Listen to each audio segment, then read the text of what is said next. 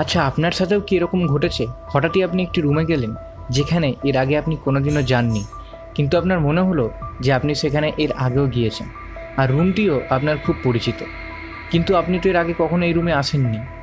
শুধু এই ঘটনাই নয়, কোনো কাজ বা কোনো অভিজ্ঞতা যা প্রথমবার করার সময় আপনার মনে হয় এই কাজটি আপনি আগেও করেছেন বা এই অভিজ্ঞতাটি আপনার পূর্ব পরিচিত, তাহলে এই ঘটনাকে বিজ্ঞানের পরিভাষায় ডেজা ভু বলা হয়।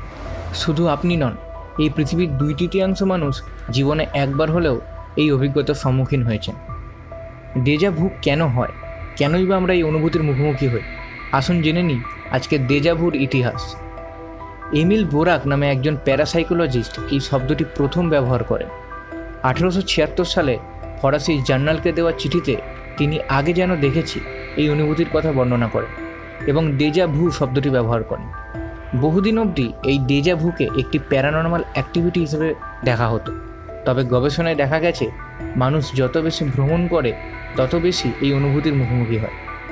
গবেষণায় এও জানা গেছে আপনার বয়স যখন কম থাকে তখন আপনার এই অনুভূতিগুলি সবচেয়ে প্রবল হয়। বয়স বাড়ার সাথে সাথে এই অনুভূতিগুলি ধীরে ধীরে কমে আসতে থাকে। এই ডেজা ভু হলো একটি ক্ষণস্থায়ী মুহূর্তের অভিজ্ঞতা।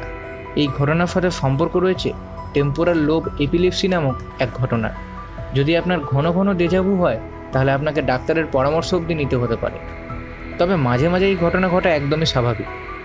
আমাদের এই অনুভূতির জন্য দায়ী হলো মস্তিষ্কের টেম্পোরাল লোব নামক একটি অংশ। মস্তিষ্কের এই অংশ যখন কোনো স্মৃতির সংকেত দেয় যেটি আসলে তখন দেওয়ার কথা নয়, তখনই আপনার সাথে এই ডেজা ভু ঘটে।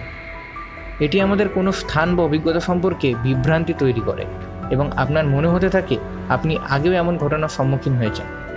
তবে আপনি নিজেই চাইলে এই ঘটনা থেকে মুক্তি পেতে পারেন। আমাদের ব্রেনে এমন একটি অংশ রয়েছে যা আমাদের টেম্পোরাল লোবের ঘটনাগুলির ওপর নজর রাখে। তো এর পরের বার যখনই আপনার ডেজার ভু ঘটবে তখনই আপনি একটু থামুন এবং নিজেকে প্রশ্ন করুন, দেখবেন তার সাথে সাথেই ডেজা ভু অদৃশ্য হয়ে গিয়েছে।